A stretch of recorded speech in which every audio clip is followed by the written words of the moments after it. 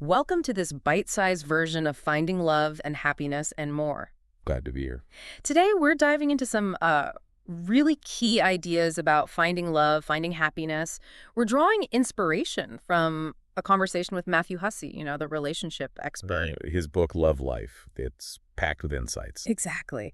And our goal today is simple. Pull out some really actionable nuggets, stuff you can actually use on your own path to a happier life, but, quickly. Makes sense. Get right to the good stuff. So where do we start? What's one of the big things Hussey points out? Well, what's really striking up front is how he talks about the landscape of relationship struggles. Even in, standard heterosexual cisgender dynamics, it's evolving. Okay, how so? He notes that, women often talk about concerns over men's commitment. That's maybe familiar. Right? But men, they're dealing with their own stuff, a shifting sense of worth, often. Ah, okay. Expand on that. What's shifting for men? Well, think about the traditional markers like status, money. The provider role? Sort of. Exactly. But as women become more and more successful in their own right, those markers, they don't necessarily have the same impact on attraction or relationship dynamics. So it leaves men wondering, what's my value proposition almost? Kind of, yeah.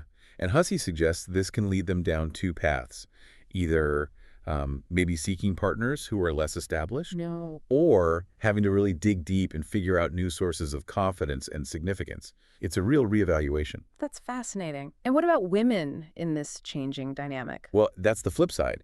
As they gain more independence, financial and otherwise, they're also rethinking what really matters in a partner. So it's not just about the career or the bank account anymore. Not necessarily. It opens up more choice, more freedom to prioritize things like character, partnership qualities, emotional intelligence. Okay, so it's a shift happening on both sides, though. Definitely. A fundamental one. This ties into something else interesting, doesn't it? The whole evolutionary psychology angle. Oh, yeah. That often comes up. Like the idea that women are sort of biologically wired to date up. Hypogamy, I think it's called. Right. But Hussey, he kind of pushes back on that, or at least complicates it. He shares anecdotes, stories of really successful relationships where the woman earns more or has, higher status. And these relationships work. Apparently, yes. And what's key in those examples is the men involved. These seem secure in themselves. Their sense of worth isn't tied solely to being the top dog financially or career-wise. Exactly. Their significance comes from other places, which really makes you question how deterministic that evolutionary stuff is. So it suggests we're not just like puppets of our biology. Well, that's the hopeful message, isn't it? Humans have this capacity for intent. We can consciously choose what we value. We can train ourselves even. Train ourselves. By choosing to value different qualities. Maybe shifting focus from that initial, buzz or excitement. The fireworks. Yeah, towards things like peace, stability, compatibility.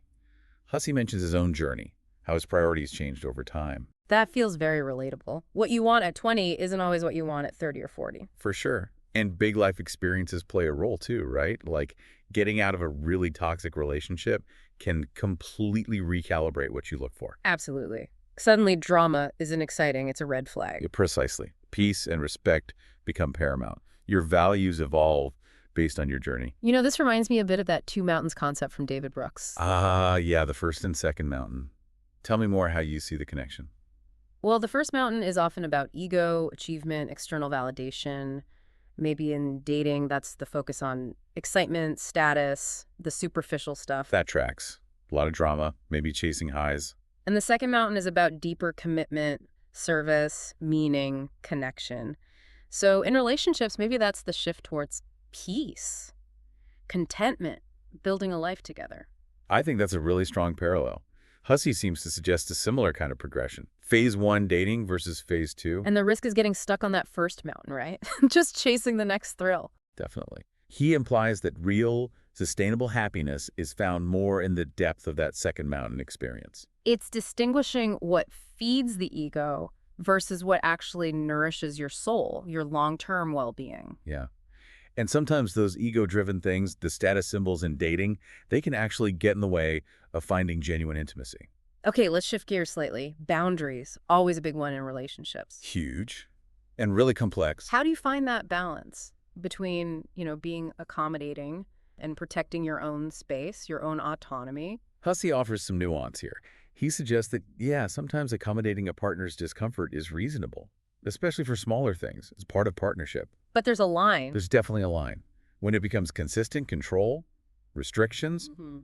that's where it gets detrimental. And it's important to dig into why, right? Why is the partner feeling uncomfortable? Absolutely. Is it coming from their past? Insecurities. Understanding the root cause is key. So communication is vital, maybe even therapy sometimes. For sure. Yeah. Openly exploring those feelings. But he also cautions against just acquiescing to every demand. That's not sustainable. Right, it can build resentment. Exactly. He mentioned something interesting too.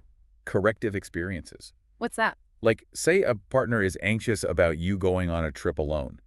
If you go and everything is fine and you reconnect well, that positive experience can actually help reduce their insecurity over time. It builds trust. I see. So it's not just about talking, but also about demonstrating trustworthiness through experience. Yeah, it can help rebuild security. Okay, what about those really tough situations, like when your partner's needs or wishes clash with your family's expectations?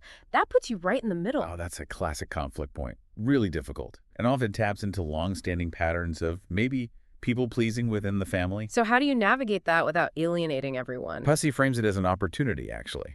A chance to establish healthier boundaries all around. Easier said than done, though. Of course.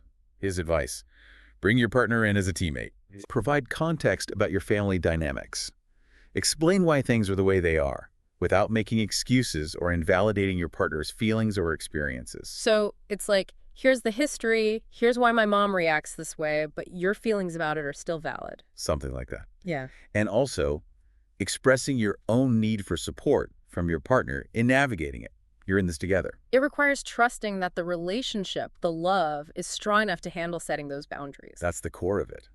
And Hussey suggests that setting those boundaries, while tough initially, can actually lead to more authentic, more loving connections in the long run, even with family. Moving beyond just trying to keep everyone happy all the time. Exactly. Towards real connection. This leads to another point.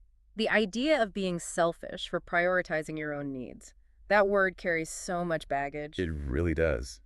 But Hussey offers a powerful reframe. He questions the whole premise that pleasing others automatically equals their happiness. Meaning our efforts might be misplaced. Sometimes, yeah. Constantly trying to appease might not actually create lasting happiness with the other person anyway. It might just enable unhealthy dynamics. So what's the alternative? Focus on living in a way that allows you to bring your best self, your most centered, authentic self, to your relationships. Which requires acknowledging your own needs, seeing yourself as equally important in the equation. Precisely. Your needs are valid. He uses this interesting idea of having custody of yourself. Oh, that's the idea for yourself. Yeah, like you have a primary responsibility to care for your own well-being. It's not selfish. It's literally doing your job of taking care of the person you're responsible for you. And the paradox is, when you do that, You actually have more genuine energy, more love, more patience to give to others. It comes from a place of fullness, not depletion. that makes a lot of sense. Okay, one last area to touch on. Accountability versus blame, especially when things go wrong. Super important distinction. Hussey is clear. You're not ultimately responsible for another person's emotions. They own their feelings. But you are accountable for your actions and the impact they have. So if you do something, like infidelity, for example, that causes deep unhappiness. You can't just say, well, your feelings are your problem. You have to own your part. Yeah. Your actions contributed. And there will likely be consequences, maybe even the end of the relationship. So it's about taking ownership of how your behavior affects your partner's sense of security or happiness. Exactly. And Yeah. if you value the relationship, it's about focusing on corrective measures, taking steps to rebuild trust, to create the conditions where happiness is more likely for your partner. You can't force it, but you can influence the environment. Wow. Okay. Lots of really practical stuff packed in there. Definitely food for thought. These bite-sized insights, they really give you a foundation, don't they? A starting point for reflecting on your own journey in love and happiness. Thinking about how these ideas resonate, maybe what small steps feel possible. Yeah. And that core idea runs through it all. Understanding yourself, your values, what truly matters to you. That seems key to building anything worthwhile. Couldn't agree more. Self-awareness is foundational. Well, this has been incredibly insightful. Hopefully some useful takeaways for everyone listening. Remember, it starts with you. Indeed. See you soon with another one.